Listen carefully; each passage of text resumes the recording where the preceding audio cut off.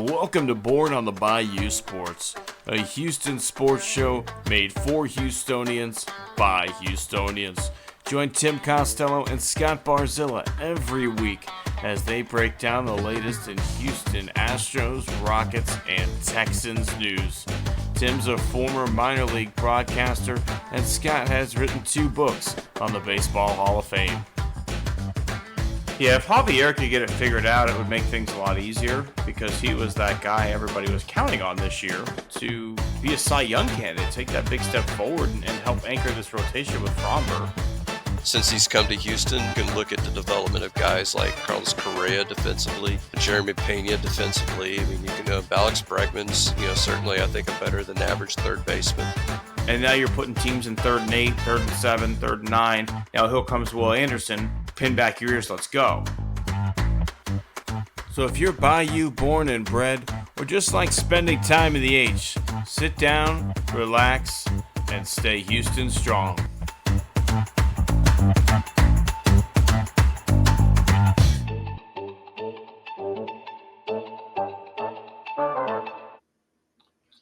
Welcome back in Born on the Bayou Sports. Tim Costello, Scott Boras coming to you hot here on a cool evening. I wish I was a little bit warmer, but here we are, Scott, fighting on through.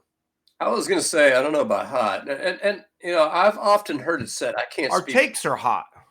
I can't. I've heard it often said, I don't know about you. I can't speak for you, Tim, but you ever heard people refer to the phrase, it's hotter than shit or colder than shit?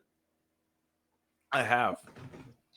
Now, that brings 2 questions immediately to my mind. Number 1, what is the temperature of shit? And number 2, who takes it? Doctors, I think, have taken temperatures of poop that come out. I think so. Realistically, I can break this whole thing down for you. I think it comes back to the phrase hotter than hell. Or cold, really, which is cold. People say colder than hell, which doesn't make sense, right? Because that phrase is actually colder than hail. So I think people just say curse words instead because none of it makes sense.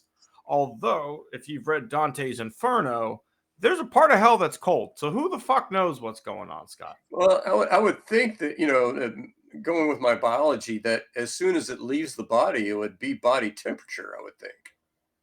I feel like, okay, but let's look at like dog shit as an option, right? Like, there's a line in Billy Madison where he's like a fresh steaming pile of poop.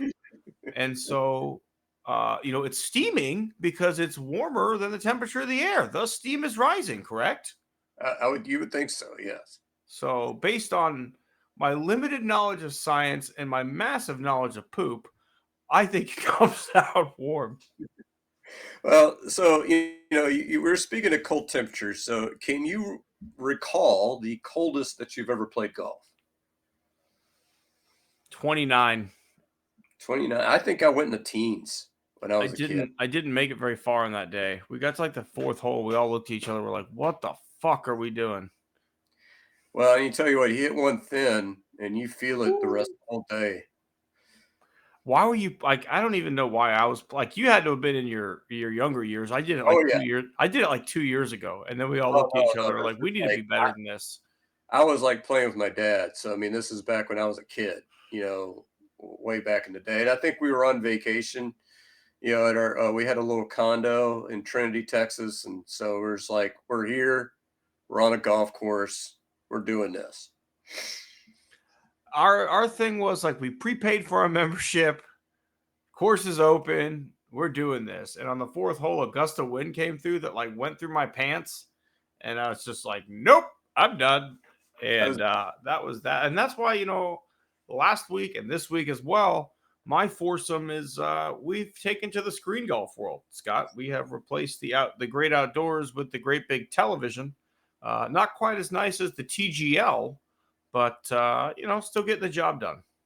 Yeah, I could see that. That's, it's an option we certainly didn't have when I was a kid. It's fun. It's different. It's like it had me going off the tee at like 2:15 at one point, the one we went to this Sunday. We're going to a nicer one this week. The one I found the first week's in a bowling alley. And it's only $30 an hour, though, for 4 guys for 2 hours, $15 a man. We had 9 holes of golf, so it was fun. But it's more about when you have a group of guys that you play with, right? It's the camaraderie and just being able to hang out. And it just so happens that we all like playing golf while we do it. So it's nice to be able to get some swings in, even when there was literally, last week snow on the ground. So speaking of cold temperatures, Kansas City this Saturday is set to be 19 degrees. Now, I don't know anything about precipitation or wind or anything like that. I just know it's going to be damn cold. As I used to say when I was a kid, there's cold and there's damn cold.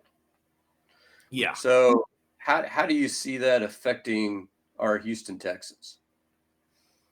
I mean, it's going to be about a game of running the football, right? Like at that point, something the Texans excel at, and I don't want to get too far ahead of myself. We haven't even talked about what, like, and I was sitting here thinking before the show, Scott, we haven't even talked about what could be literally a historic defensive performance last week. So, the cold weather, I think, favors that. I don't know. Is it crazy to think the cold, even though we're not a cold weather team, favors the Texans? Well, if you're going to assume there's no running, I want to know what the wind conditions are because my understanding, in tracking C.J. Stroud's career, so he does fine in cold. It's when you get precipitation and wind where things start to get dicey. Which would make sense for any quarterback for the most part. Like when it's snowing and windy, it's pretty hard to throw the football. Well, I think like you have certain guys like a Josh Allen has a cannon, so he could probably play through high wind. Where Gotcha. CJ Stroud's not. He doesn't have that high end, just strong arm. He makes all the throws, but he doesn't necessarily do it at 90 miles an hour. He's not Brock Osweiler, right? He has more than one. Who is? Who really is? Brock could play the wind nowhere else, but the wind, hey, bring him out. But before we talk about next week's game, Scott, I do want to talk about last week because to me that was full Bulls on parade defense, balling out. I said it just before. I truly think that was a historic defensive playoff performance that D'Amico Ryans and Matt Burke put together in our usual fucking time slots, Saturday at 3:30. We got it again this week. And, it was amazing. The defense was so good. They overcame, slow CJ Stroud start and truly made CJ look good by the end of the day. Well, and I ran an article today in Battle Red Blog, and this is what kind of, kills me because I listen to satellite radio, so I get the national outlook on things. And so the narrative is that Justin Herbert shit the bed and he's not an elite quarterback. That's what we take away from Saturday's performance. When you look week by week this season, I counted it, Tim. Through 18 weeks, 5 of the 18 quarterbacks had their worst rated performance of the year against the Houston Texans, including Justin Herbert. 3 interceptions in the regular season, 4 interceptions on Saturday. And, maybe, I can't think if we dropped any, but, it could have been, maybe an extra one. I know Kalen Bullock probably should have picked that ball that ended up being their lone touchdown there in the second half. So, it could have been easily 5. Yeah, the McConkey play was crazy. There's a lot of like guys running into each other trying to make a pick. But yeah, like, pardon me, you go down the line, 5 picks off of Goff. Richardson looked terrible twice. Josh Allen, who's possibly going to win an MVP this season, had maybe the worst start of his entire career against the Houston Texans this year. Caleb Williams looked rough. I get he's a rookie, but he still looked rough. It was his worst of the year. It was the worst effort of the year. And Trevor Lawrence, the one start we knocked him out, was his worst rated. But yeah, this defense has forced bad performances all year long from quarterbacks. So yeah, fucking come at us. Because again, Rex Ryan talked shit last week. And now here's Nick Wright, former 610 host, now out from under the reins of being the Texans flagship, didn't say that we were a bye week, but said we were, the last real practice for the Chiefs. Yeah, I heard that. I mean, the guy started in Kansas City market. I get it. Like, he's a bit of a homer, but he also worked at Houston, and now he's a national guy. But this is the bulletable material that we love. So fucking bring it, right? Like, give D'Amico some shit to get everybody amped up with, because this defense gives you a chance. When you have a defense like this, Scott, you have a chance to win on Saturday at 3:30 because the NFL's a fucking pain in the ass. Yeah, and if we take a big step back and you think about this, I think, we all knew the Chiefs were going to be the Chiefs coming into the season. They're always the Chiefs. We knew the Ravens were going to be the Ravens. I mean, you can't have the Ravens go to the AFC Championship game, add Derrick Henry, and not expect them to be good. I think Buffalo being as good as they were maybe was a bit of a surprise. But we all knew, and this is, my big question, have the Texans met expectations on the season overall? I think yes. I think if I told you coming into the season that you would be a top 4 seed and you're in the second round of the playoffs and the 3 teams ahead of you are Kansas City, Baltimore, and Buffalo, and you're the 4th seed, you'd go, okay, right? Like, not knowing what it looked like, not knowing how we got here. But at the end of the day, you're in a good spot. You've got a defense that gives you a chance to go fucking win games, and a quarterback who, when healthy and making good decisions, is just as good as anybody else on the field at this point, except Patrick Mahomes. Yeah, and I think this is what really encouraged me in Saturday was really Stroud after the first quarter. Because, he had that after that interception. That interception was about as bad a throw as I've ever seen him make. I'm the only thing I could figure is maybe he thought the receiver was going to come back to the ball. And maybe they got mixed up on the routes or something. But after that throw, I mean, he did have that one that could have been an interception in the second half, but that wasn't even a bad throw. That would have been a hell of a pick if it was an interception. Like, you're looking at a guy that made plays with his legs, which he really hasn't done as a Texan. And you're looking at a guy that played a Hutchinson in this, and that touchdown drive was the play of the game. Because you sit there, you think if they somehow get him down around the 5-yard line, you're just like, fuck it, we're done. You punt the ball back to them, they maybe score a field goal. I mean, 9-0 at that point. The Lassiter pick was also maybe the biggest defensive play of the game, if you think about at the stage that it happened. Because we had just turned the ball over. We're down 6-0. We're thinking, oh, shit, LA's going to, drive, at least get a field goal, if not a touchdown. It's going to be a 2-touchdown, 2-score game, and we're not scoring points. But, immediately first play, Lassiter pick, that was a huge play at that stage in the game. I don't know about you, Scott, because like when I was watching the game, you and I, as we often do, we were texting, and that called that play out as soon as it happened.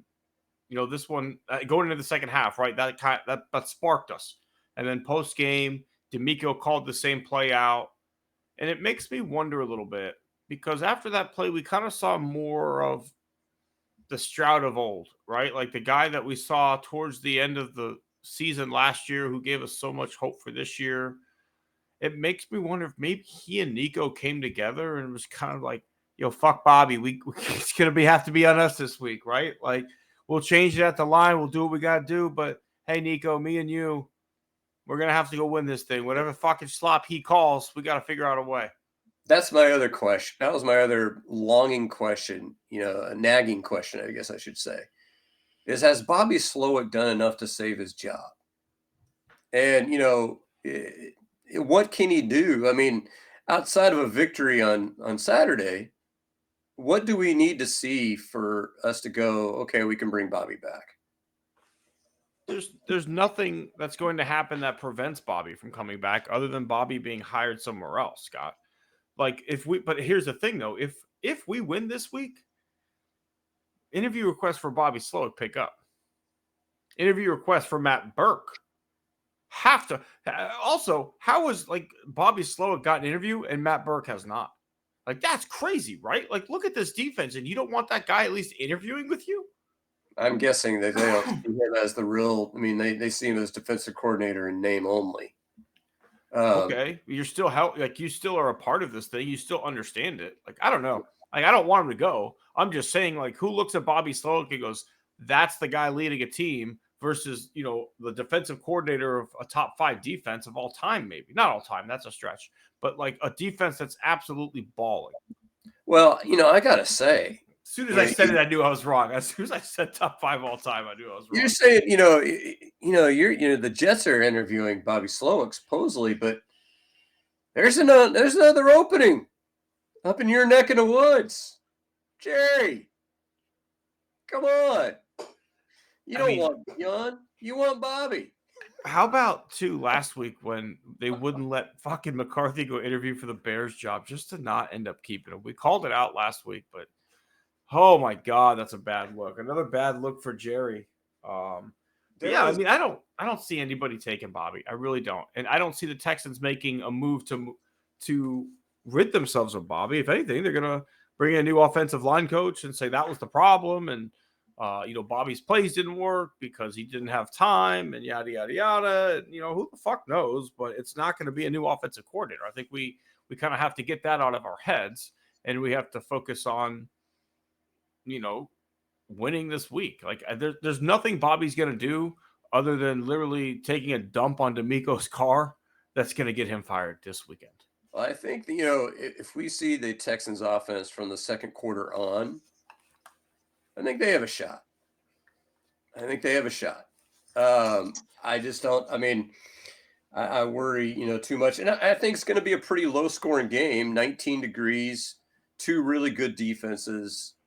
So, you have to minimize mistakes. I think if the Texans pass rush gets after it the way they did this week, you got a chance. You have a chance. That's all you can ask for. Outside of that, we'll see how the cards play. But if you've got 51 and 55 getting after the quarterback all week, or all game, it's going to be a long day in Kansas City for Patrick Mahomes.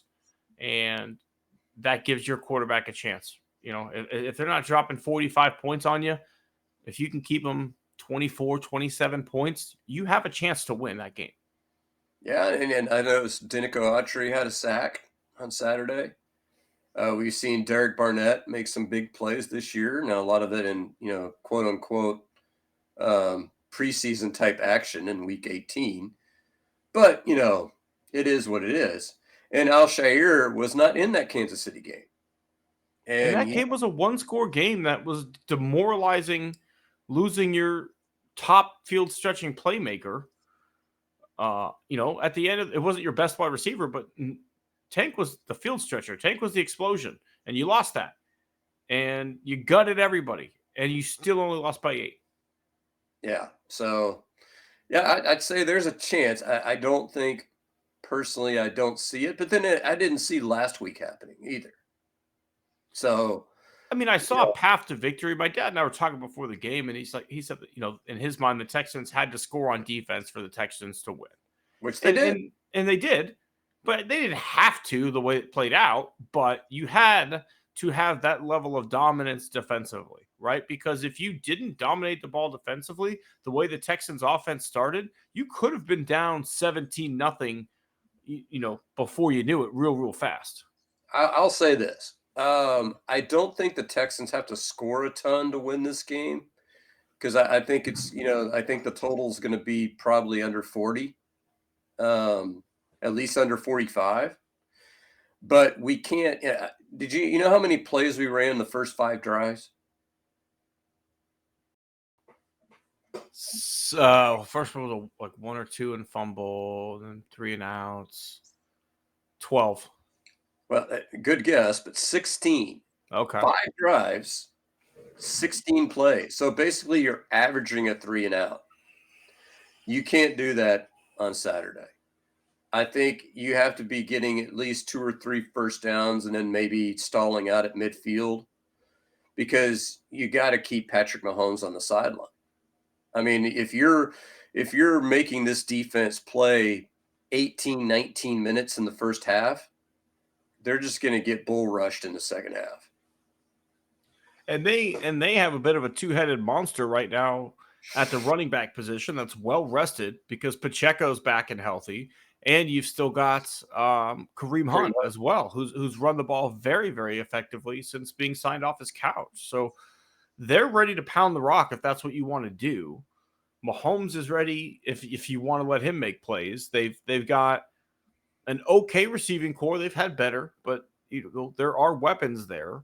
Kelsey is still Kelsey. He makes a ton of plays. He's going to pick up some key first downs. You don't have Petrie right now, so I'm assuming it's going to be Al-Shaair maybe one-on-one with Kelsey and man coverage a lot. That's and any linebacker on Kelsey is not even as fast as Al-Shaair is. I don't like that matchup. I don't either. I don't love it. It's probably going to be Murray's probably going to get some help. Hopefully help, not one-on-one, because again that's a huge size issue. You've got to limit Kelsey. I feel like Stingley can probably slow down Hopkins pretty well. And then outside of that, hey, you got a rookie. We got a rookie.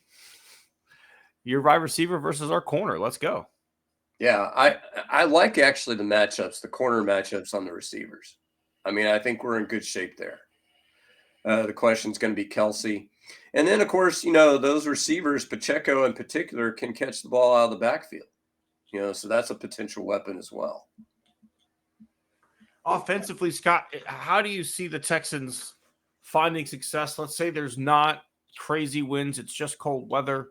Obviously, you're going to have to protect the quarterback. You're going to have to run the ball well. Everybody knows Nico's your best option, and yet Nico still goes off for big plays. Can you still do that against Kansas City? Well, the one that hurt, and we're going to mention this story, at least I will, later on in the podcast. So don't worry, I'll get to this one. But I don't know if you saw that Cade Stover went out for the year. I did. Because I was kind of hoping, particularly after him having a pretty good day on Saturday, I was kind of hoping they could run some 2 tight end sets, with him and Dalton Schultz on the field at the same time. But unfortunately, that's not going to be a factor. Somebody other than Nico is going to have to show up. I don't know if it's Schultz. I don't know if it's Mechie. I don't know if it's Woods, Hutchinson. One other guy, at least, is going to have to make a big play. I think Mixon's going to have a big day, Scott. I don't know about you. He, to me, looked so much like Arian Foster did in his Texans playoff debut, just from the sense that maybe you just wear and you wear and you wear until in that fourth quarter, here comes the fucking hammer and you just can't stop it because you've been worn on for 3 quarters. The way Arian used to just pound you and pound you and pound you until you just couldn't take it anymore and a big hole busted open. He was gone for 50, 60 yards. That's what it seemed like with Joe Mixon, not Nixon. But it just, on a day where Arian was there to fire off the cannon and run the team out of the tunnel, to me, that was the most Arian-like performance I've seen since he retired. Yeah, and you're looking at, still in the playoffs, the 3 top backs available in this offseason. If you want to consider Joe Mixon a de facto free agent, I know he was a trade, but, more or less. So, and everybody's going to point the finger at Saquon Barkley, 2,000 plus yards, great season. Derrick Henry, obviously 1,700 yards plus, great season. But considering the amount of time he missed, Mixon was pretty damn close to those 2. And he gave this team an identity that they just didn't have last year, Scott. Like, there was not a lot of changes made up front on this offensive line.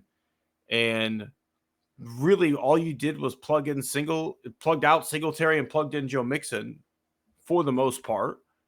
And you automatically got better at running the football just because Mixon understands when to bounce it outside, can break more tackles, can do more out of the backfield, gives you more a dynamic 3-down back than Singletary ever was.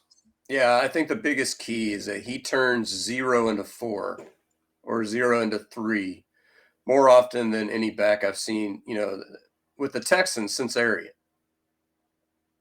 Yeah, I mean, there are times where it does look like Arian again, right? Like I think he's maybe a little bit more physical at the line of scrimmage, maybe up the middle. But when you watch someone bounce it outside, it was like, damn, because Arian is probably my favorite running back I ever watched. I grew up in a different time period. You had some different guys. I didn't really watch Barry Sanders. I didn't really watch Emmett. I didn't watch Earl Campbell. But in my time, I mean, Arian just ran it different. When Arian was on, he wasn't running as much as he was just gliding just above the grass. You know who Arian reminded me of as stylistically is I don't know if you maybe seen clips of him, but Eric Dickerson. Yeah. Never yes, clips. But yeah, I mean he's similar style of back. He could break tackles. He could beat you with speed, but he wasn't like a Barry Sanders, type of speed. It looked effortless. That's the best way to describe Arian Foster was effortless. And while Mixon wasn't effortless, he put in a great effort, and minus the fumble, which what the fuck are we doing calling a halfback toss pass, Bobby? Again. Still got to protect the football, but the play calling again was just so fucking terrible. That's where I think at the very minimum, if he's going to be around, D'Amico, Nick Caserio, too bad Matt Foley's not around anymore. Need to, sit his ass down and go like, you're not calling this shit in the red zone or near the red zone anymore. Yeah. I mean, it's frustrating as it was to watch Andre Johnson have, 1,700 yards and 7 touchdowns because Gary Kubiak just gave it to Arian every time we got inside the 20. It worked. We had a pretty high red zone percentage. Arian racked up a ton of touchdowns, and we didn't turn the ball over a ton in the red zone. So at the end of the day, when you got a back like Mixon, let him score 14, 15 times. Well, the thing is, you move the ball. However you move the ball, you continue doing. I mean, the Texans, what kills me is that very rarely do we ever see like a 50-yard play. It's usually methodical 10, 15 yards, 5 yards, 8 yards. So you're running plays. They're generally successful. You can still run 5, 8, 10-yard plays inside the 20. I don't. I mean, if it was a case where you threw one bomb and that's how you got inside the 20, I'd be like, okay, I could see where you can't do that again. But this team generally runs 8, 10, 12 play drives to get inside the 20. And then we're doing, whatever the fuck, he at the end of his playbook. Yeah, it's like he's got this whole special section of red zone plays drawn up, but like his kids swapped him out, right? Like he actually had some real ones, and then like Bobby Jr.'s actually like, Daddy, going to work day. And Pro football for dummies, like get the water boy. But it actually is drawn up by dummies, though. It's not like football for dummies. Like teaches you, this is football by dummies, and that he bought the wrong book. That's the problem. He bought the wrong thing. Backwards. What if we do it backwards? Would that work? All right, Scott. Let's transition on as the Texans are looking to continue to blast off and play great football. The Houston Rockets are playing great basketball, continuing to stay second in the West, fourth in the NBA, and here we are. Less than now a month away, or not. I'm sorry, probably a month and a half away from the trade deadline. And you have to wonder, do you make a move or do you hold steady? Because I have a list of pending NBA free agents, and that's kind of maybe the direction I would want to go. I don't want to blow up this whole team, but Jimmy Butler is a free agent. James Harden is a free agent. Brandon Ingram is an incoming free agent. Julius Randle is going to be a free agent. Chris Middleton is going to be a free agent. Those are the kind of guys that I think you should be targeting, not the Kevin Durant's, not the trade multiple first-round draft picks to go get somebody. Let's go get an expiring contract, and let's try and win a title this year. If not, he walks, and we still have the majority of our core for next year. Well, the two questions I had coming in. Number one, we saw Jabari Smith broke his hand. We've seen the team absolutely, not skip a beat since he's been out. Has your long-term, I guess, prognosis for him changed? Your thought process around him change any? No, because I still think at best he's a good role player. But I think my thought process around Amen Thompson has continued to change more and more so this season because he's the reason we haven't missed a beat, right? Like you plug in Dylan Brooks at the 4 instead of the 3, you're basically getting a similar output points-wise. You still get the same level of shooting from the 4 that you would get from Jabari, but now you're getting a second lockdown defender in Amen and another creator and another guy who could feast and live in the paint, and you've now got again, a good drive and dish opportunity for the guys who are good shooters, and Jalen Green and Fred VanVleet and Dylan Brooks off of the Amen Thompson playing in the wing. And again, you've got better defense all around.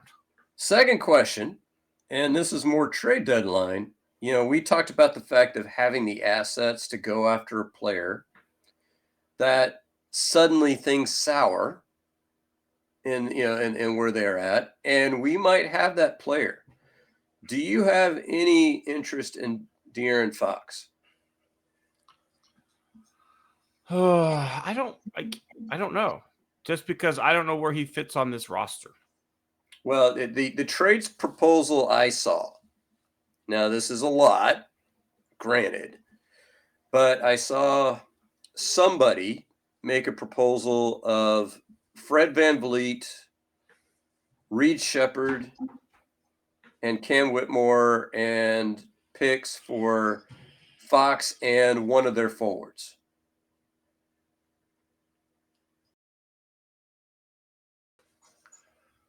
Interesting. Now, Fox, for those who uninitiated, since nobody's really watching the Sacramento Kings these days, is averaging 26.5 points a game, about 7 assists as their point guard. So, you plug him in for Fred VanVleet. I could see him running a really good 2-man game with Sengun. Now, the question we're limiting Jalen with that, right? Because I think Fred is willing to take a step back offensively and almost become more of a spot-up shooter at times, where De'Aaron Fox is not going to do that.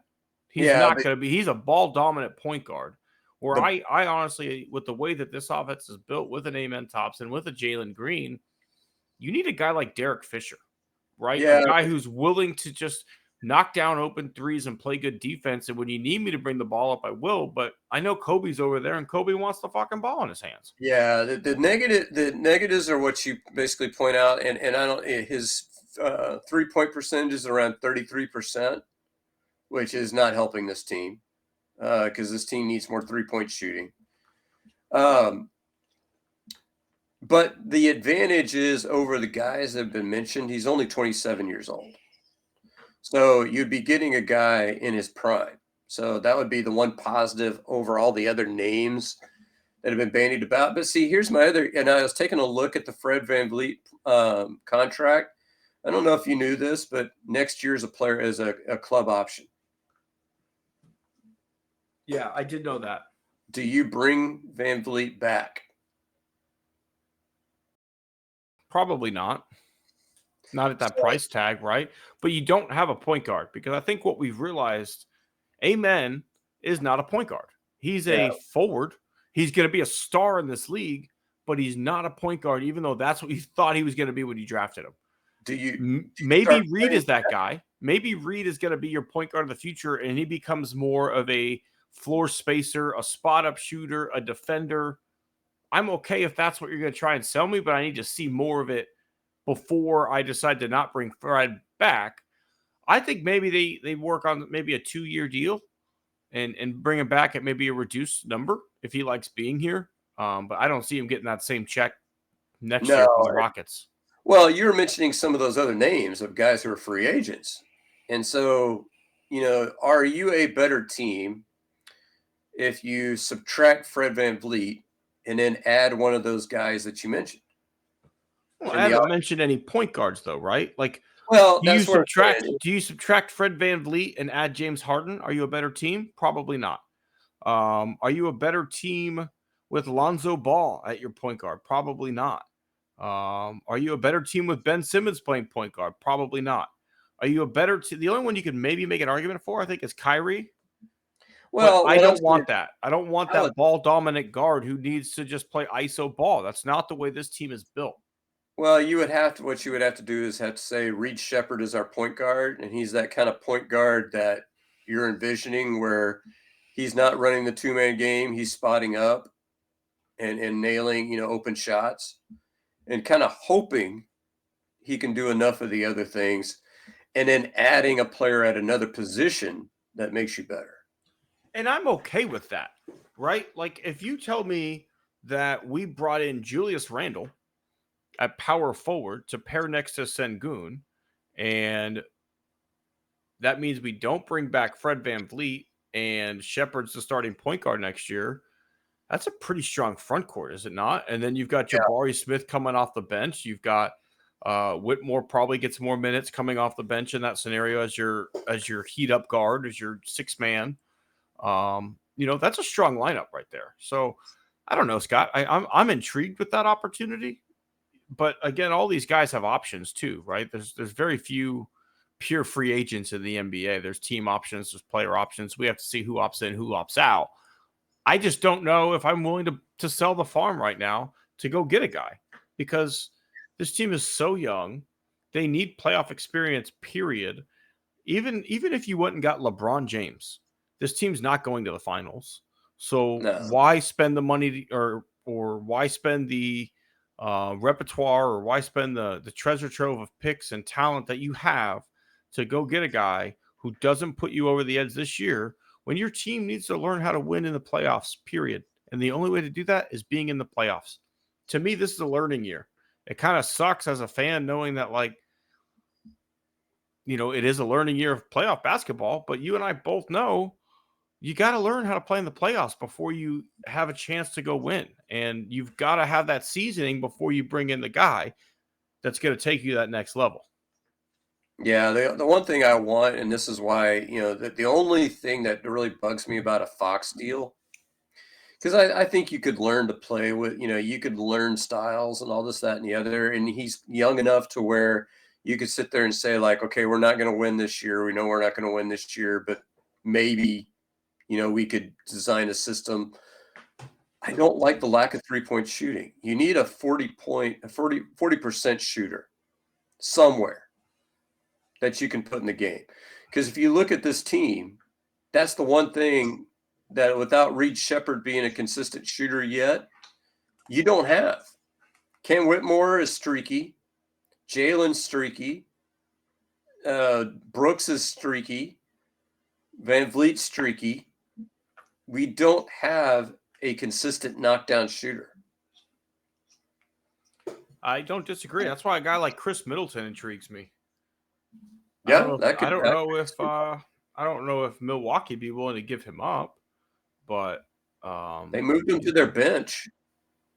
It'd be interesting to be able to bring a guy like that up. But again, his cap hit is $31 million, I think. So $34 million this year, and he's got 31 this year. He's got a player option at 34 next year, so he's probably opting in. I would bet the Bucks would maybe want to get away from that. We'll see. We'll see what the Rockets do. But adding some depth pieces, some fringe pieces, some shooters, I think that's the better way to go than blowing this thing up. This is where Daryl Morey would feast, right? Daryl Morey wasn't looking to bring in necessarily the star player at the deadline. He was looking to complement the roster that's already there with maybe the missing seasoning. And that's what this team needs. They're dying for three-point shooting. They've been dying for three-point shooting for 3 fucking years. Go get a shooter. Yeah. Go get a shooter, Raphael. Yeah, I agree. All right. Here's one tiny little bit of housekeeping, or just maybe, I guess, staying on top of a prediction that we made. There was a time, Scott, where the Astros made a pretty competitive offer to what some would say is an aging third baseman. I bet 31 other teams are now saying an aging third baseman. We're all aging. 6 years, $26 million per year the offer was. And we were told that offer wasn't good enough. Not good enough, they said. Alex Bregman's still unsigned, and now the rumor is he'd be willing to sign a 3-year deal with opt-outs after the first and second year, which is exactly what I said was going to happen. He's going to get a Correa-type deal after he turned down the Astros offer, and he's going to be right back out there again next season because Scott Boras didn't have time to give him the attention he needed at the beginning of free agency because that was going to Juan Soto.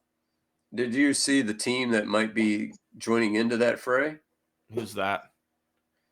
He might be joining a teammate. In Minnesota? Chicago. No, Chicago. He could fit on the Cubs.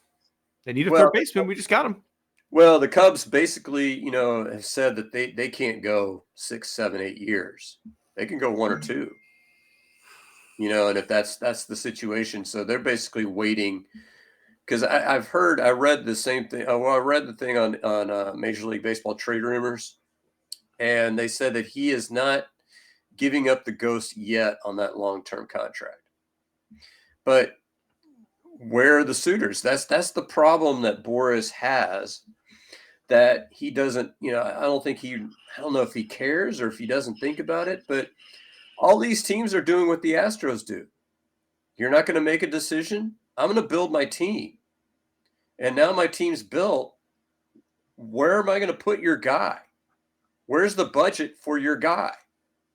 And there's going to be fewer and fewer teams that have that available money because the Yankees are going about building their team. They're going out and getting, Devin Williams. They're going out and getting Cody Bellinger in a trade.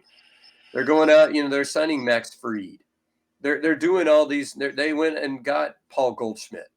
So they're making these smaller moves. I missed that one. Yeah, Paul Goldschmidt's a Yankee. 1 year, $14 million. Okay. So, you're getting all these smaller guys who are, solid baseball players. Max Fried's more than solid. And there's no money left for your guy because that's what they did. Instead of signing Soto to 700 whatever million, they went and signed or acquired 4 or 5 guys for, maybe half of that. Yeah, it's the different world, Scott. Like this isn't A-Rod anymore where teams have money and it doesn't matter what they spend because there's no luxury tax, right? Like when there's a competitive balance threshold, a CBT that you get penalized for going over, everybody knows how much money they have to spend and everybody knows where they're at. And when you wait and wait and wait, there's not just going to be money that mysteriously shows up. The only thing that can happen is someone gets the Jeff Kent injury falling, trying to ride a dirt bike, falling off the back of their truck, and now they need somebody. That's the only thing that could save Alex Bregman at this point.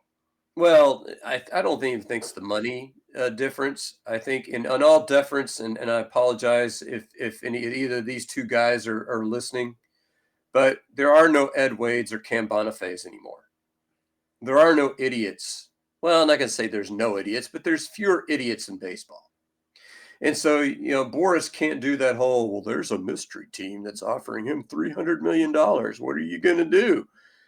These guys know how to count noses. They can look around the league. They can sit there and go, okay, who's got a third base opening? Oh, shit, there's 1 or 2 teams. Who's got $200 million lying around? Shit, that's no teams.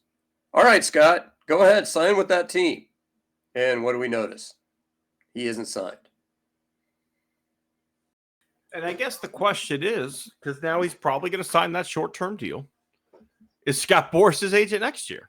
And again, you and I continue to ask the question, if you're not Juan Soto, if you're not the number 1 free agent of your class, why do you have Scott Boras as your free? Why? Because all he does is put you in situations where you're going to be unhappy. You can go ask how Colorado is treating Chris Bryant, because I think he's fucking miserable. You can ask how A-Rod enjoyed playing in Arlington, because I'm pretty sure it was hot as balls in that ballpark. And I'm pretty sure he could not wait to get out of there and go to the Yankees the moment he had the first opportunity. If you remember, he did change agents. Huh? A-Rod changed agents right in the middle of that contract. If you want to ask Matt Chapman how he feels about turning down all that money in Toronto. Where he got a big time deal afterwards, but again, he had to bet on himself. Yeah. And Alex Bregman turned down $26 million a year for 6 fucking years in a place that you already live that doesn't have a state income tax. How does Jordan Montgomery feel these days? How does Jordan Montgomery feel these days? Yeah. He fired his agent too. I mean, to me, it's, and that's the other part of it, is that I don't think, and of course, Boras doesn't give a shit. But, you think about the advantages that guys like Walker have. Walker signed in December. He's got, a full, 2 months between when he signed and when spring training begins. That's 2 full months to find a place in Houston, to kind of get settled. Maybe he starts his, off-season workouts, finds a routine, versus signing in, say, March 1st, when spring training's already started. You've missed the, first 2 weeks. You're playing catch up, especially if you're an arm. You're really fucked. I mean, look what happened to Blake Snell. I mean, he had a nice second half, but he was dog shit in the first half this year. Or even to a lesser extent, look at Josh Hader, right? Like, feeling comfortable in your home is important.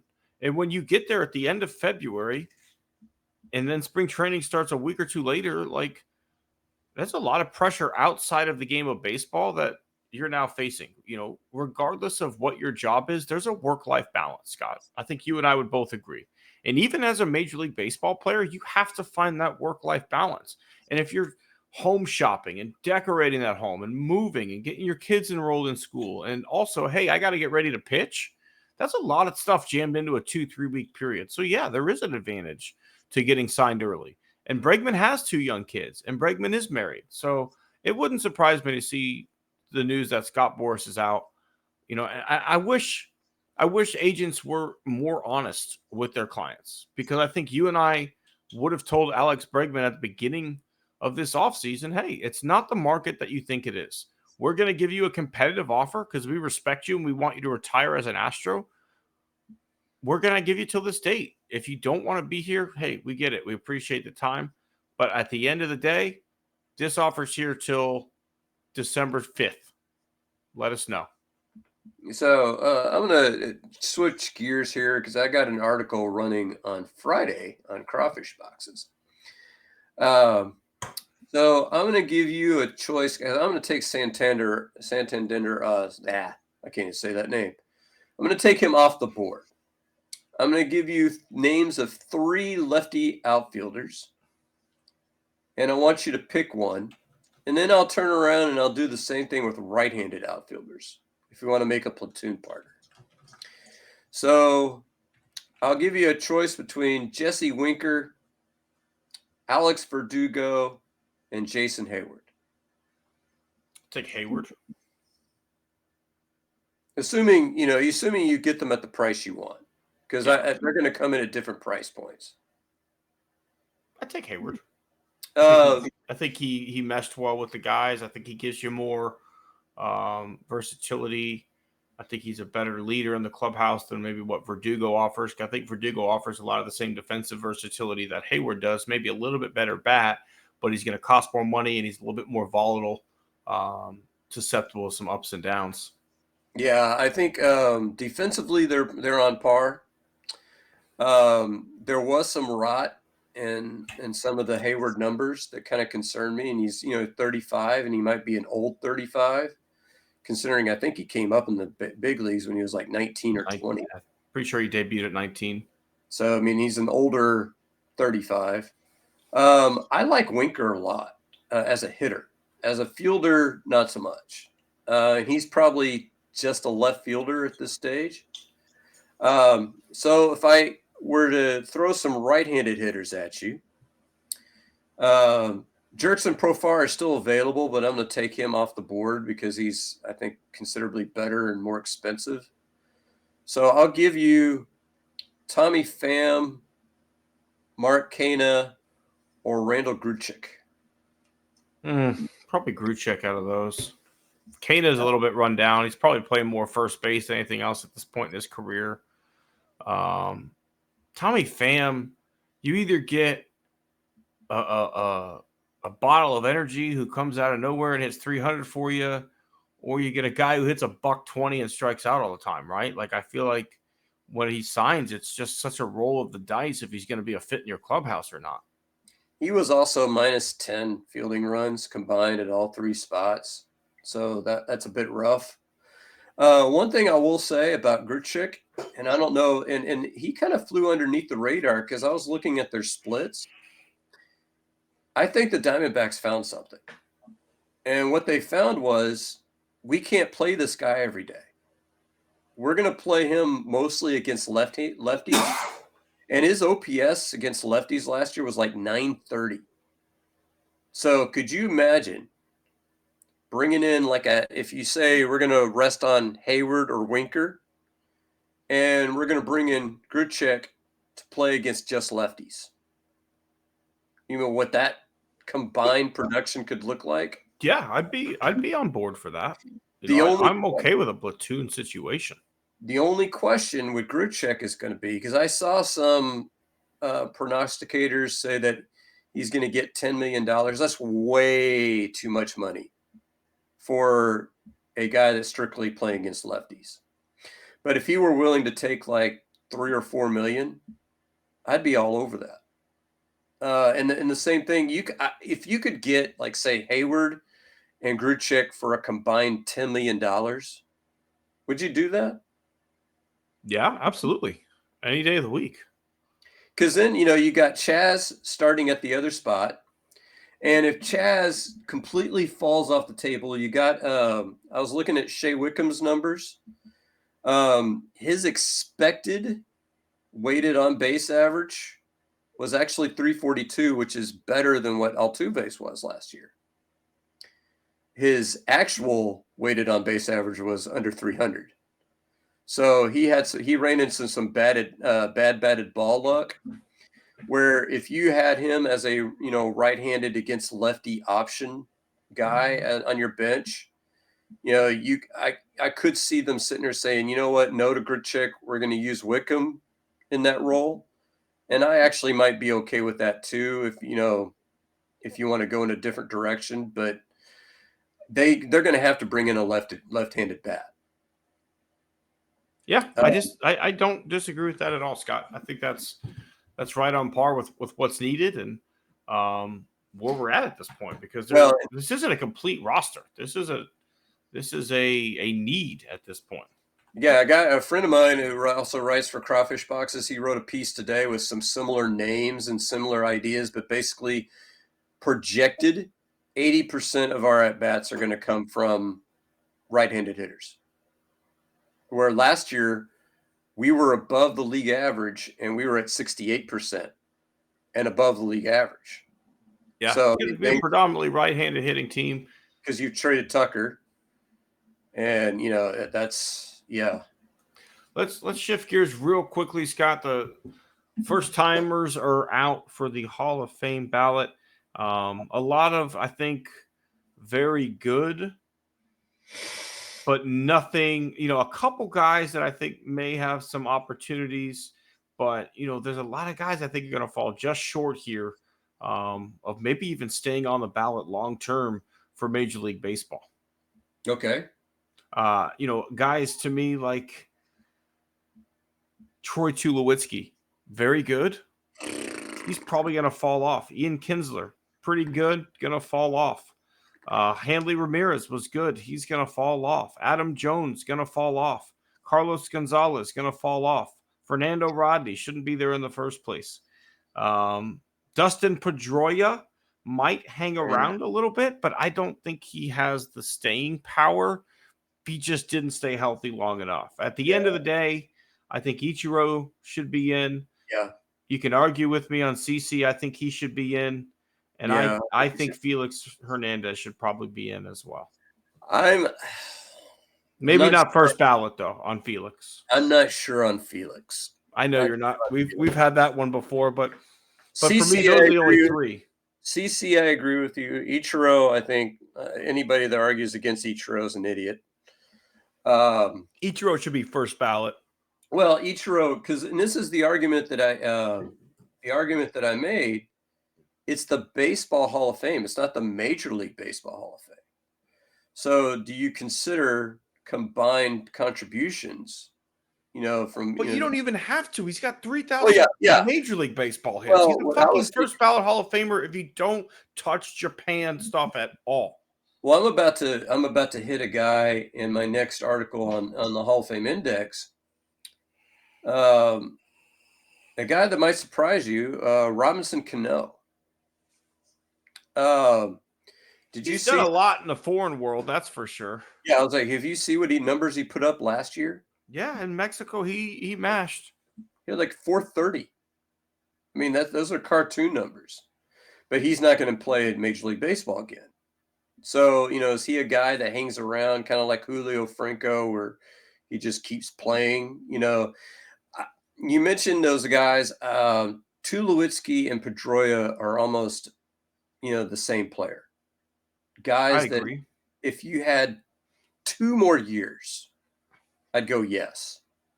But they just didn't. Kinsler's close, a different kind of guy. I don't particularly. Adam Jones doesn't really do much for me. Fernando Rodney, is that the one name that was on there? He doesn't do much for me. I don't know why he's on the ballot. The guy, another guy that was on the ballot last year that only got 28%. What do you think of Chase Utley? Chase Utley? Yeah. I think he's just short of a Hall of Famer for me. Yes, I have him in, but that's me. I have him very similar. He's kind of a Bobby Grich kind of player. Doesn't have the counting numbers, but fielding and hitting combined, he's a good player. But at 28%, I don't know if he's going to gain enough traction to get in. Do you think Billy gets in this year? If he doesn't, we riot. I have closers I have a hard time with, to be honest with you. But if you're going to have closers as a separate category, I don't see how you don't put them in. I'm with you, Scott. We'll keep an eye on it. We'll pay close attention. But let's move on. It's time to give out some awards, Scott. Who do you have this week for your horse's ass of the week? Horse's ass. When we started this show, and this guy actually might be the bigger award, but we started off with the premise that the horse's ass was going to be somebody from the sports world. Okay. So another favorite movie, I think, of both of ours. We quote Major League in this show quite often. You're a big Bull Durham fan as well, right, Tim? I love it. So when Crash Davis walks into the office and he finds out he's been back in A-ball, and they tell him that Nuclear Luge could go all the way, and he asks, "Where can I go?" What was their answer, Tim? I can't remember. You can keep going to the ballpark and keep getting paid to do it. Oh, yeah. Yeah. So my horse's ass is one Deontay Johnson. So Deontay Johnson, because we were talking earlier in the show, hey, we need somebody to step up this week.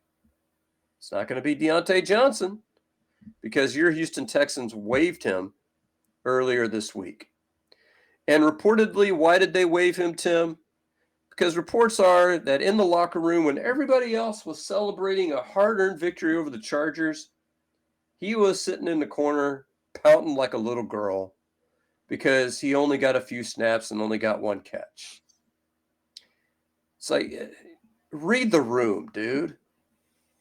What team do you think you're going to go on in December that they're just going to say, oh, yeah, it's just here, start for us and lead the team in targets. Here, go ahead. Just, you don't know our playbook, but that's okay. Get on the field and just, run around and we'll throw you the – what the fuck does he think? Anybody who joins a team in December, you're going to be in a supportive role. Because number one, by definition, it's after the trade deadline. So you are available because another team lets you go. And then also, there's no way that you can learn an offense in the span of a week. It's just not possible. And this team already has a Pro Bowl caliber wide receiver in Nico Collins. So where are the targets going to come from, Deontay? And again, who the fuck do you think you are? Now, what you could have done is you could have gone on the field in some select packages. You could have maybe played 15, 20 plays in the Chiefs game. Maybe you could have made 2 or 3 catches. Maybe one of them is a touchdown that wins you the game, and you're a hero. But no, I got to pout. I got to make it all about me. So I don't know if you saw this. The Ravens signed him again. No, Jesus. But he's not going to play for them in the postseason. So I'm not even sure why they did that, because he's going to be a free agent. So, what the hell? But maybe getting him in the building, maybe they can talk to him and convince him to behave. I don't know. That move kind of mystifies me. But I mean, I don't know about you, Tim, but if somebody pays me league minimum, you can let me sit the bench the entire game. I don't give a shit. League minimum is more than I'm getting paid right now. Or let's even take it the fucking opposite, because I agree with you, and I had him in the horse's ass category as well this week. You look at it, and they've only got one good wide receiver. Everybody knows it's going to Nico Collins. If I just show up, learn the fucking playbook, I can make plays. The ball can come to me because there's nowhere else for it to go, because Nico's going to have triple fucking coverage. So all I got to do is shut up, not be a malcontent, learn the playbook, and get open and do what I'm supposed to do and make fucking plays. And instead you bitched, and now you're out of a job. I couldn't agree with you more, Scott. This is the definition of horse's ass. Like, this is it. This is why this award was created, was for shit like this. Because who's pissed in a playoff win? Like, and also his one catch was a big catch because it got us back into field goal territory. Like, you could even hang your hat on the fact that, like, I don't know the playbook, and I had a pretty big catch that got us back into field goal territory after a series of false starts, sacks, holds, whatever, that made it like 2nd and 40. Well, and the other thing too, if you look at it from a personal angle, he's going to be a free agent. What is the biggest question about Deontay Johnson? Can he not be a malcontent? Well, he failed that test miserably. Yeah, you could not have made it's not even like you've cost yourself so much money this year, right? Like, you had a chance to go to Carolina, be Bryce Young's number 1 wide receiver, help him get off the ground as a young quarterback. I don't know if you noticed when Carolina turned things around, Scott, but it was pretty much after Deontay Johnson got the fuck out of town. You go to the Ravens, all you got to do is play your role, get open, make a few plays a game. Couldn't do that because you had to run block too much. You come to the Texans where their receiving core is decimated. All you have to do is learn the playbook, and you can make plays. You can't do that. You bitch, you're out. And, the only thing I can think of is the Ravens signed him in case the Texans win and they get some side of inside information off of Deontay Johnson. That's the only thing I can think of. But he doesn't know the playbook. So that's a fair point. He doesn't know the playbook. I can't help it, Coach. But if you want to know what was in the vending machine, I can tell you what they had a really nice post-game spread, Coach. Like, you know what I did get, like, Coach Harbaugh? I know you wanted me to grab the playbook, but what I accidentally grabbed was the Texans brisket recipe. So what we could do... They have a really great tuna melt, Coach. I grabbed the cookbook, Coach. I didn't grab the playbook, but we're going to be eating good tonight with some real Texas barbecue. Oh, my goodness. All right, Tim. Who you got? I am going to go with a more hypothetical one since you got the best horse's ass of the week. I traveled for business this week, and I don't know about you, Scott, but I can't stand the people who the moment the plane lands, it's time to stand up. I was in the back porch of the plane because to me, the aisle seat is more important than being further up on the plane, right? So I'm willing to sit a little bit further back if I get the aisle where I can hang my legs out every now and then. But that means it's going to take a minute to get off the plane. So I am going to sit in my seat. I'm going to let everybody go, and then I'm going to get my thing. Well, I now had 25 minutes of somebody's ass just right here, because he needed to stand up and wait the entire time. And because there's some old people on this plane, they needed assistance getting off. So it literally took 25 minutes, and this guy's ass was just like right here the whole fucking time. Like, understand how planes work, understand how people get off. And you know what? I think I solved the situation. Planes need a Catholic usher Eucharistic time situation. You need to have row by row. Okay, this row right here, you may come. Let's take it back one row. You may come. That's what we need. What are the flight attendants need to go to one bass, get a little training from the ushers, and then understand how to properly get people off this plane. Yeah, yeah. And if you need to, you can do this. If you have some luggage that's further back on a carry-on, just throw one of these over so we know we need to let some people out before you can get to your carry-on. But you know, if an usher could get an entire fucking section through Eucharist and back in their seats in less than 6 minutes, what are we doing? I don't know. I don't know, Tim. I've wondered the same thing myself. Also, here's my other question. Why do you sell luggage in an airport? If you're tired of carrying one around, you need something with wheels. I mean, but you've had to check your luggage, to get to the stores that have luggage. No, it's carry-on too. Carry-on. Yeah, I mean, I guess, but why would you buy like a big, huge, luggage thing when you can't carry that on? I wonder if you could ship it. I mean, you'd have to be able to ship it straight to your house would be my guess. I don't know. That's a good question though. A lot of there's like Ralph Lauren and all this other stuff. Like, who's doing massive amounts of clothes shopping inside an airport before you're about to be on a plane? Yeah, I could see a little carry-on bag. I could see that making sense. Like, if you had a carry-on that was just a piece of shit and you're like, you know what? That guy's got a nice one with wheels. I got an hour and a half. I'm going to buy this. But you also know you're paying a premium, right? Like, you can get that bag cheaper anywhere else that's not in an airport. Exactly. All right, Scott, let's tip a cap. I think you and I, we're going to be in unison on one together, and then we're each going to have our own hat tip this week. Do you want to introduce our combined hat tip? Absolutely. There's lots of players that had great plays in that game, but it's time, and this is what kills me. How many times do we hear how much of a genius Sean McVay is, or Kyle Shanahan? Very few people are calling these defensive coordinators geniuses. Well, I happen to think that DeMeco Ryans and Matt Burke and the whole defensive staff came up with just an absolutely tremendous game plan again against your Los Angeles Chargers. And it's time for the football world, instead of saying that, Justin Herbert's a fraud, he's not, elite, can we tip our cap to the coaching staff that came up with the game plan against that guy? It's high time. I mean, and he's dealt with injuries all season long.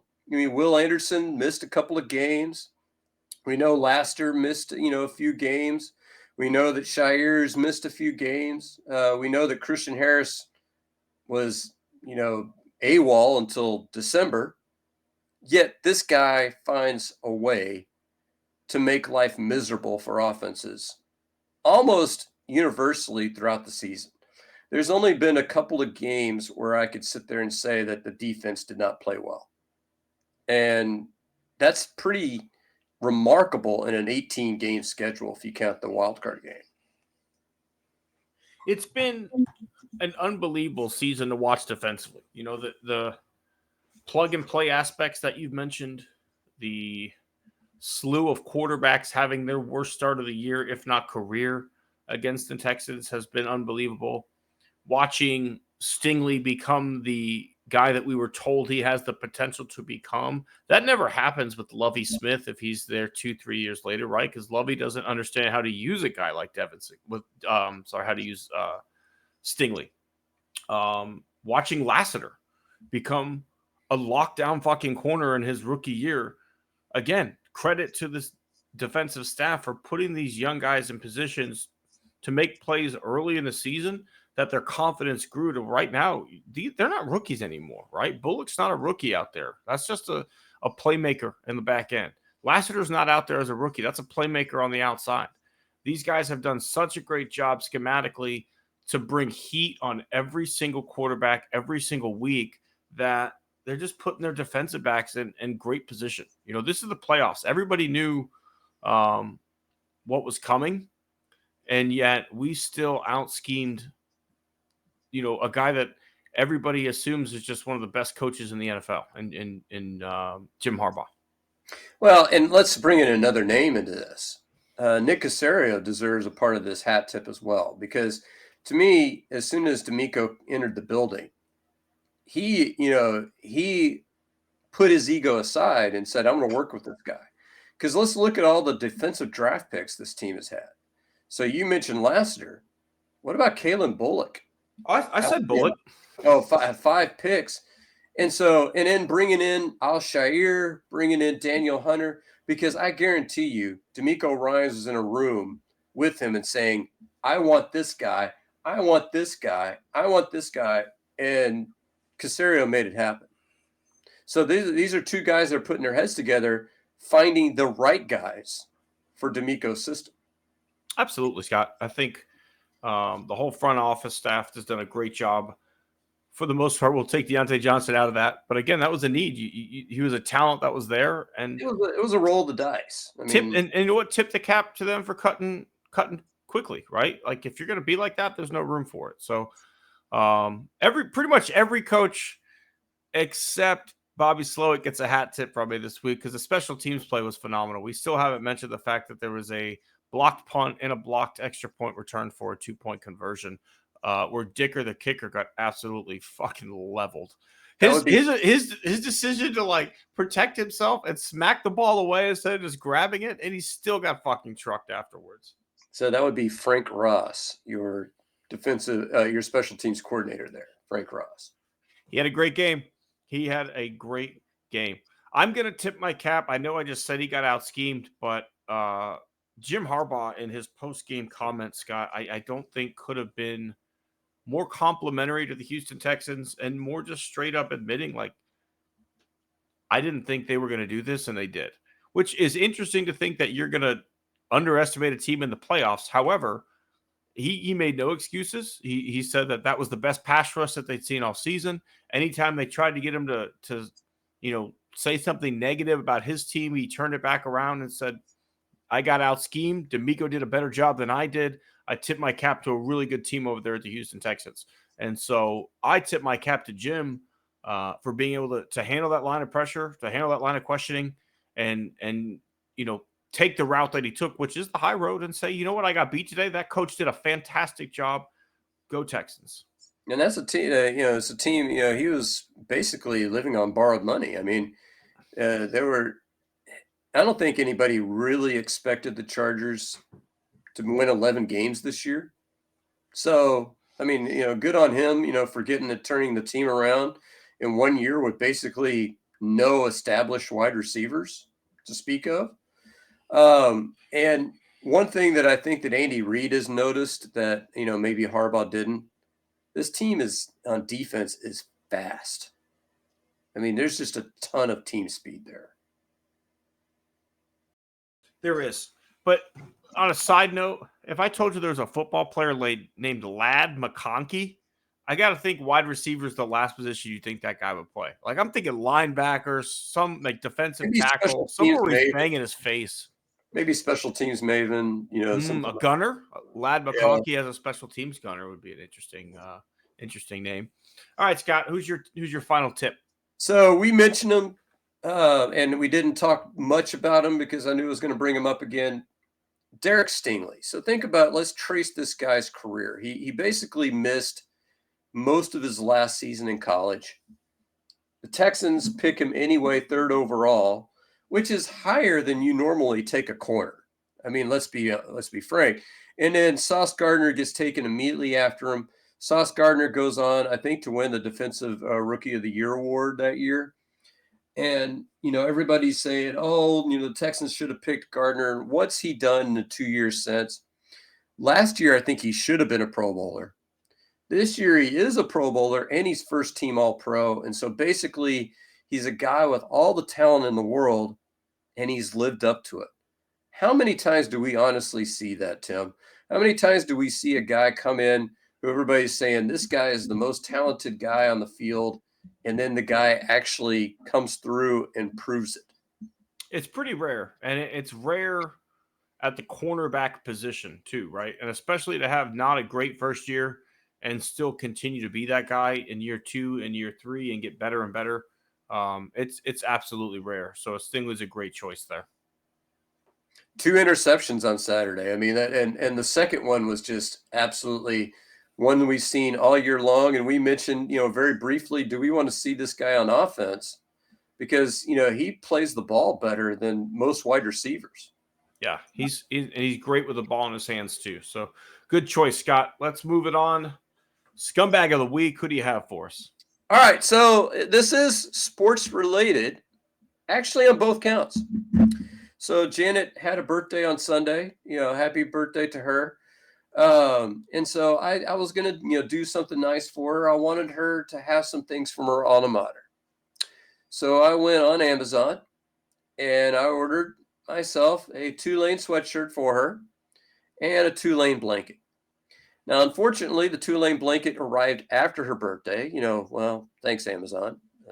That wasn't very helpful. But on Saturday before the Sunday, here comes the sweatshirt. Okay, we're opening it up. It's green. We're like, okay, this is great. And we look on it. Why is there a dragon on it? Wait a minute. Why does it say UAB? And so, to make a long story short, I ordered a Tulane sweatshirt, and somehow they had switched it to UAB. And I was like, okay, stuff happens, right? So I will go in to, to do a return. Amazon does returns fairly easily. And I was able to go to the UPS store and return this sweatshirt. But I go in to order another Tulane sweatshirt. And this time I catch it. Whenever they go from ordering it to the shopping cart to completing the order, it has already switched from Tulane to UAB. And I'm like, what the hell? I don't know. But to bring this back to the sports world, the NFL, for God love them, they wanted to do a playoff game on Amazon Prime. So they made the Sunday night game or the Saturday night game between the Ravens and the Steelers their Amazon Prime game. So, I was, pretty geeked up, wanted to watch some football, especially after the Texans had whipped up on the Chargers. Like, okay, I'm getting into this now. So let's going to see what happens.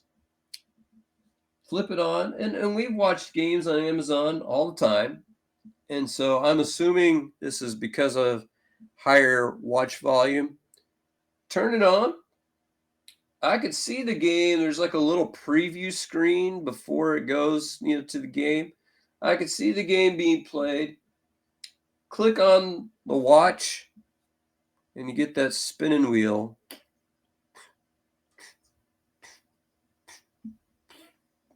Spins for like 5 minutes.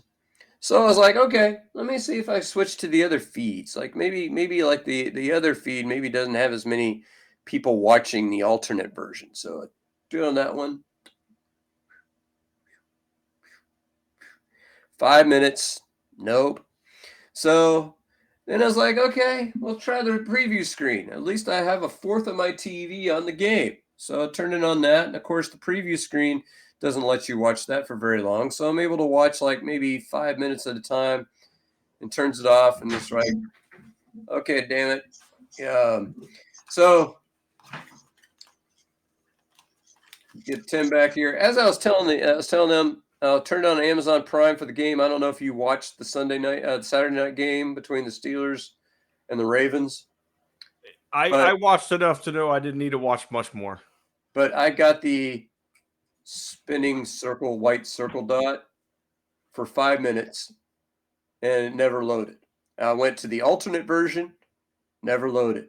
I was able to see that preview. You know how you get like the preview, like a little screen? I was able to watch that, but then it cuts off after about 3 or 4 minutes. It stops. And so finally we watched some Hell's Kitchen, I think, because it's like, damn it, I can't watch anymore. So Jeff Bezos, thanks a lot. And NFL, your secondary scumbag, thanks for giving it to Amazon Prime so that I couldn't watch that game. Well, I'm going to not necessarily piggyback, but the NFL is my scumbag this week, Scott. What is the only thing that could take the Kansas City Chiefs out of prime time? That's your Houston Texans, because we have to play Saturday at 3:30.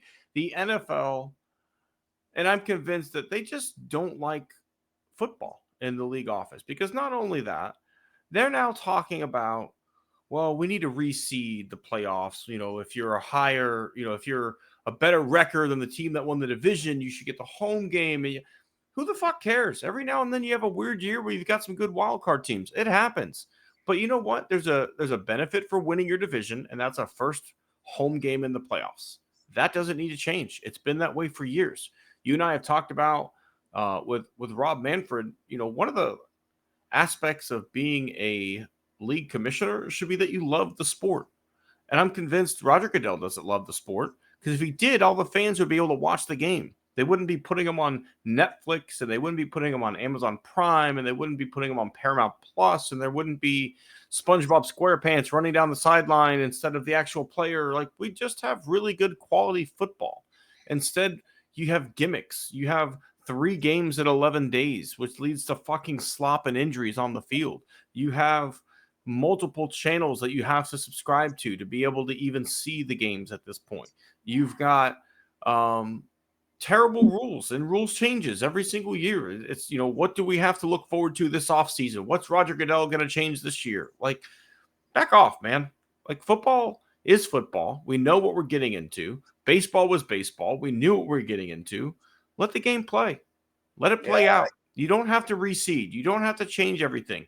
You don't have to give the Chiefs a ref that they're 6-0 with this season in the playoffs to make sure they're 7-0, right? Like, fuck, man, it's so transparent. You want to who deserves to be pissed off? I'll tell you who deserves to be pissed off. Think about the Rams. They just finished playing a game on Monday night where they've been displaced out of their homes, right?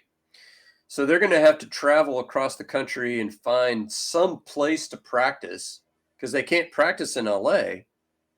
So they come off of a Monday night. They're playing on Saturday, Tim. How does that make sense? It doesn't. It doesn't make sense. And in the AFC South, whoever is the champion of the AFC South is going to get that Saturday afternoon game every year. It doesn't matter. And I get it. The Ravens-Bills is a more marquee matchup. I got that. But you can't tell me that Texans-Chiefs is any less than, what is it, Commanders-Lions? Or I think so, yeah. No. It's Rams-Lions, Commanders-Eagles. No, the Commanders are – oh, you're right. But are you going to tell me that the Texans-Chiefs is less than Commanders-Eagles? Good young quarterback. The Commanders were the wild card, so they'd be playing the Lions, and then the Eagles would be playing the Rams. But either way, you're right. Like, the Eagles aren't necessarily like a fun watch. Like, they're kind of a boring team. They run the fuck out of the football because they've got the best running back in the league and a quarterback who runs. I guess they want to see, want to see Tay Tay in the daytime? Is that, what we're Her eyes do sparkle. Her eyes sparkle, Scott. Is that what we're talking about?